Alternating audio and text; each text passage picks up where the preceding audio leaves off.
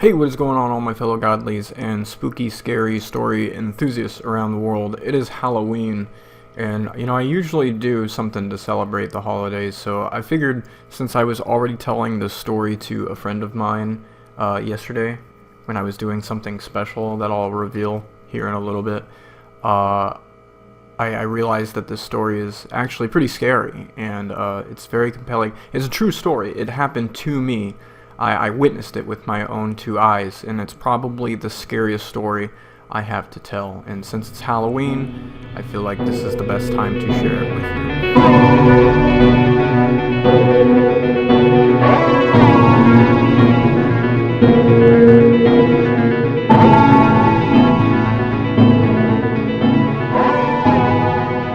So, all the way back in 2009, I think it was November of 2009, I was working for a Tyson chicken hatchery in Wicks, Arkansas, a small little town, and on the weekends, I would travel up to Hot Springs, Arkansas. It's a famous tourist attraction. People come from all over the world to see the natural hot springs and the bathhouses, the wax museum, the alligator farms. It's a really incredible sight to behold. And I would go there because, I'm Irish, as it states here on my jacket. And so I would like to go to the Irish pub sometimes. But more than that, I had a friend named Patience, and I met her online on MySpace at the time, but I had met her in person for the first time at a concert called Edgefest in Little Rock, Arkansas. Now, I started introducing her to my personal friend group, and that's when she met Jean. Jean and I were supposed to stay the night at her house. But for whatever the reason, her mother had an issue with it all of a sudden and just kicked us out. So this was by midnight now, and neither one of us are very tired, and I have insomnia, so personally I wasn't going to get to sleep that night at all, regardless.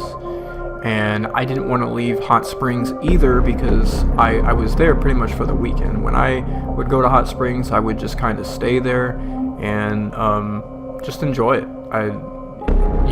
Living in Mena or Hatfield, it's a small town. It's just, there's not a whole lot to do.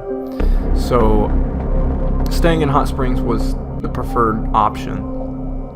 Now, I started asking Gene if he knew of any haunted hotspots. And obviously, if you're in that area, the story always comes up about the Arlington Hotel. Arlington Hotel is something that the celebrities have stayed at multiple times, and they have recalled stories of there being haunted activity. Now, obviously, I wasn't going to get a hotel because it was going to be expensive as hell, and we weren't staying any more than one night. So we basically just went into the hotel and walked around the halls, and we waited quite a while for something to happen, and nothing did. Nothing ever did. I'm not denouncing Arlington as a haunted location, but what I'm saying is that nothing happened to us. I didn't even get a creepy vibe. I was really trying to feel it. I was really trying to, be spooked, because I like that sort of thing. I have a Ouija board that's ordered special from Egypt. It has the Egyptian Eye of Amun-Ra on the planchette. So, I'm really into that type of stuff, and we didn't get any activity at all. And it was so disappointing that, I had him look up online stuff to check out, and after a while of just sitting there, he started telling me about this place that's abandoned, but it's going to be a little bit difficult to get to. And he told me that we would have to park in a parking garage and then walk up the side of the mountain and then back down it just to get to this place.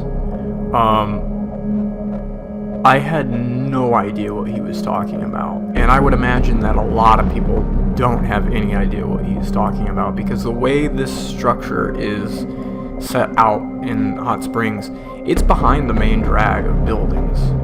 It sits right there behind everything. And so we parked my truck in a nearby parking garage and proceeded to walk up this hill.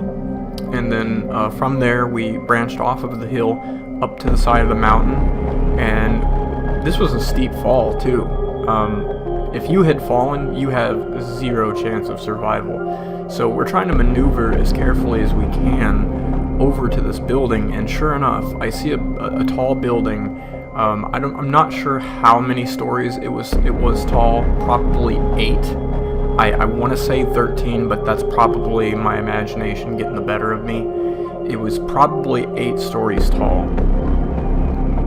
Maybe less than that, I'm not sure. But from the height of the mountain that I was at, to the building, this building looks significantly taller than the rest. And sure enough, when you come back down the side of the mountain, the only access point you have to the building itself is a window. Now, what's important to note is that I saw a massive concrete barricade all around this building, all around its perimeter. I had no idea why it was there, but it didn't strike me as off right at that moment. It just felt like something, like it was designed to be some type of septic plant, or, I didn't think a whole lot of it. This guy's telling me it's an abandoned building. I'm just getting the impression that it's supposed to be haunted. Now, this window that we had to get into had like a grate, like a metal grate. And I remember I had to put my fingers through the holes of it and actually pull on it and tug quite a bit, and I remember thinking to myself, it's so brown that it's got to be rusty enough that I should be able to pop it right off the wall. And after about 3 tugs, it came right off, and Gene was super surprised. Well, I was, pushing around like 1,500-pound crates at the Tyson chicken hatchery, so this wasn't too big of a deal. I smiled at him and I said, "After you," and I motioned for him to crawl inside. And you kind of have to duck and then slide right in. And as soon as I did, the atmosphere of the entire moment just changed completely. It was like you entered the Twilight Zone. I don't know how many creepy movies my viewers have seen, but this does not give it, like, I can't explain to you how crazy this situation was. It's almost like the introduction to Tales from the Crypt. As soon as you enter, everything is just coated with a thick layer of dust, almost like snowfall, like a gentle snowfall. But everything was just so randomly strung out that it had looked like somebody had picked up and left in the middle of a panic. There was a wheelchair in the middle of the room. There was boxes, cardboard boxes. I mean, everywhere. Cardboard boxes were all throughout this building. Just all kinds of like desks and cabinets. And this building had like those stained glass windows that you see in courtrooms. They're like clear glass windows that you can clearly see objects through on the other side, but you can't make out what the objects are. And a lot of the lettering was peeled off, and it was just worn down. It looked like, this place had been abandoned for years. And that was the story that Gene was saying, was that it was abandoned for years.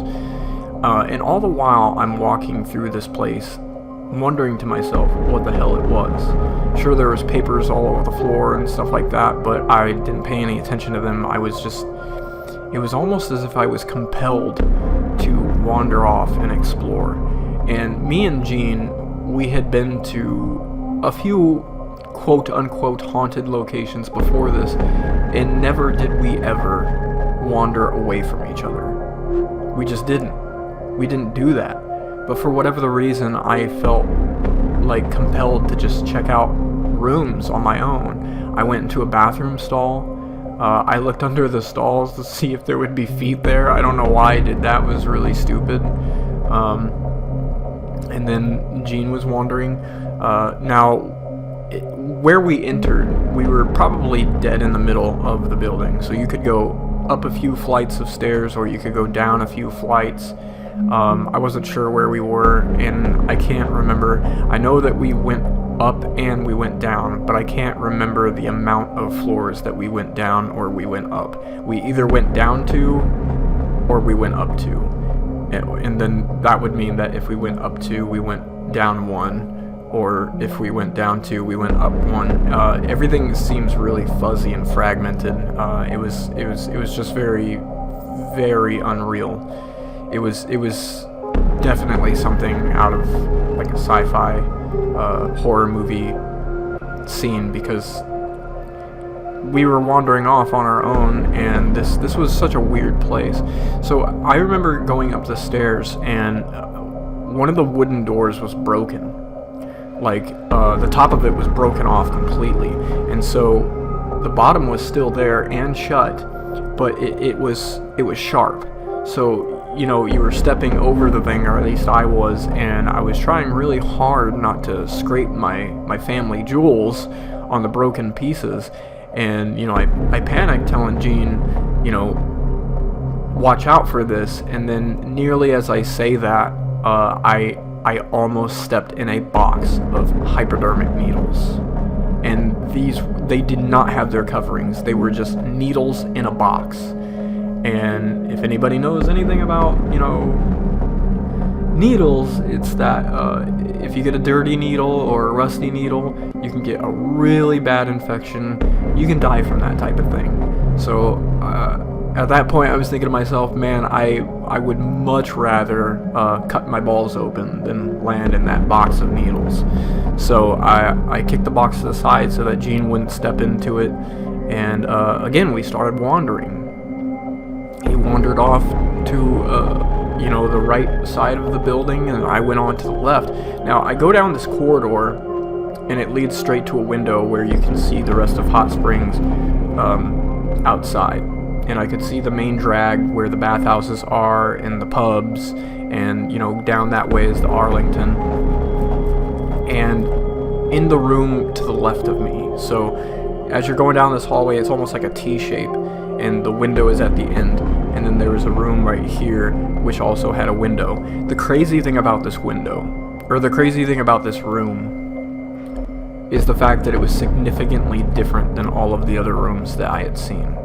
For whatever the reason, there was a lot more cardboard boxes stacked from the floor to the ceiling, but they were like in a zigzag path. Like they almost made like an S shape, and when you like went around this path, you would go to a desk.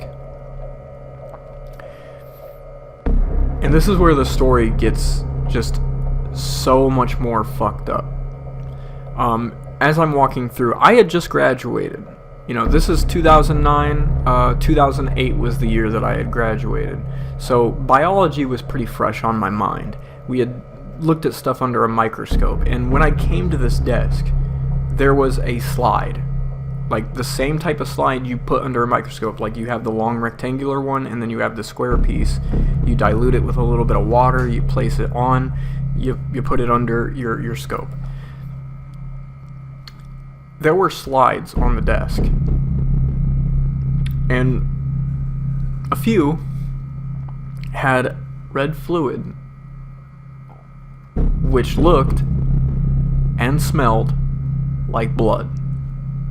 Now, if you know anything about blood, about 5 minutes after it is away from the body, it oxidizes and therefore coagulates. So it doesn't quite smell like copper anymore. It smells more rusty almost. And then the texture that it takes is like very scabby, like crusty, like almost like a desert surface. That's the best way I can explain it. And having been deserted for all that time, that's what this blood should look and smell like. It should look coagulated, and it should smell rusty. What I'm noticing about this desk is that it's not covered in dust. And what I'm noticing about this slide is that the blood is clear. I held it up to the light, and I could clearly see straight through it, almost as if someone had just put it there. Never mind the fact that I could smell copper. And I was starting to realize all of the red flags all at once. Everything that I had completely disregarded up to this point was hitting a concrete wall for me. I had Gene come into the room, and I told him to look at this slide. And he asked me, like, what about it? And I said, smell this, look at this, it's not coagulated. He didn't know what coagulation was. He basically said, so? And I was just like, dude, coagulation is something that takes place after the blood has left the body. And even if it were diluted under water and put in under like a slide, it should be coagulated after a few years. But the fact that it's not suggests that it was put here, and put here recently. And then you could tell as you were looking at his face, it was starting to click in his mind, and he just... Yeah, and that's when it dawned on us that this place was most likely not haunted, but there was something else wrong with it. And as I'm thinking about all the possibilities, I remembered that before we came into this building, there was that like long cement barricade all around the building, and I'm fucking thinking to myself, quarantine.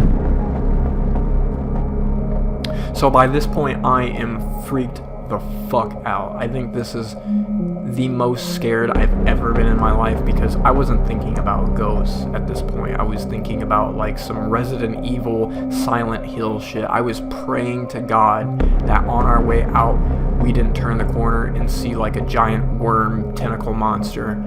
I probably wouldn't be sharing with you this story to this day, but the entire way out I was just praying and praying and praying that we don't run into anything. I had never felt so vulnerable in my entire life, and to this day, I tell my friends that the only way I'd ever go back there is with a firearm in hand, with a handgun or a shotgun, something, because that was crazy scary.